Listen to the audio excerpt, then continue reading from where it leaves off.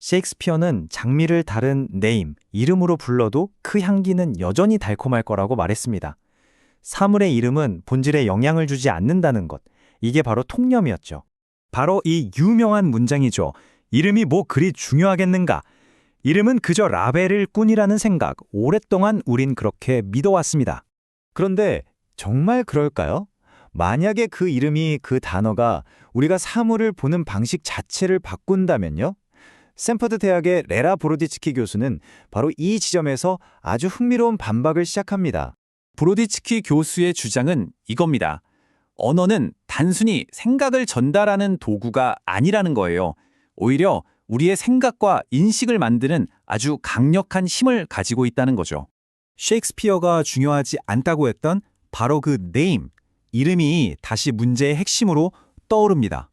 브로디츠키 교수의 대답은 아주 명확해요. Not necessarily so. 반드시 그런 것만은 아니라는 겁니다. 그 주장의 핵심 근거는 바로 문법적 성별이라는 개념입니다. 예를 들어 스페인어나 독일어 같은 언어에서는요, 모든 명사에 남성이나 여성 같은 성별을 부여하거든요. 바로 이 언어적인 규칙이 우리가 세상을 보는 방식에까지 영향을 미친다는 거죠. 네, 바로 이 grammatical gender라는 장치가 우리가 의식하지도 못하는 사이에 우리의 생각에 깊숙이 관여하고 있었던 겁니다. 자, 그럼 이게 실제로 어떻게 작동하는지 구체적인 예를 한번 보실까요? 첫 번째 사례는 다리에 대한 이야기입니다. 정말 재밌는 게 다리라는 단어가 독일어에서는 여성 명사, 스페인어에서는 남성 명사로 쓰여요. 똑같은 사물, 똑같은 브리지인데 말이죠. 언어에 따라 다른 성별을 갖게 되는 셈입니다. 여기서 정말 놀라운 결과가 나옵니다. 다리가 페민나운, 즉 여성 명사인 독일어 화자들은 다리를 묘사할 때 beautiful, elegant, slender처럼 여성적인 단어들을 사용했습니다. 반면에 다리가 masculine noun, 즉 남성 명사인 스페인어 화자들은 똑같은 다리를 보면서 strong, sturdy, towering 같은 남성적인 단어들로 표현했죠. 이게 그냥 우연의 일치 아니냐고요? 두 번째 예시를 보면 이게 명백한 패턴이라는 걸 알 수 있습니다.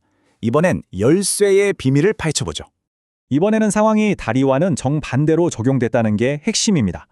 말 그대로 worked the other way around인 거죠. 열쇠는 독일어에선 남성 명사, 그런데 스페인어에선 여성 명사입니다. 다리떼와는 성별이 정확히 반대가 된 거예요. 바로 이 키라는 두 번째의 증거가 가설을 거의 확정짓습니다.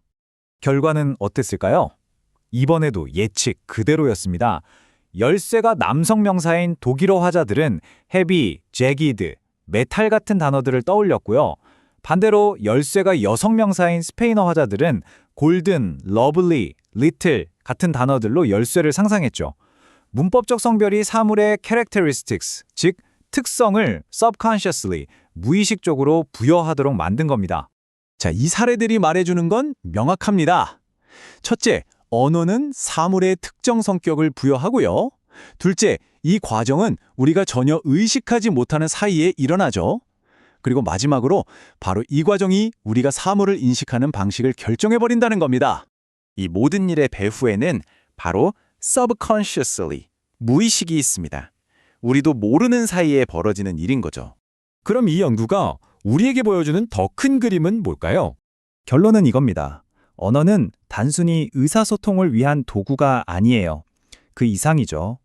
언어는 우리가 세상을 바라보는 인식의 틀, 그 자체입니다.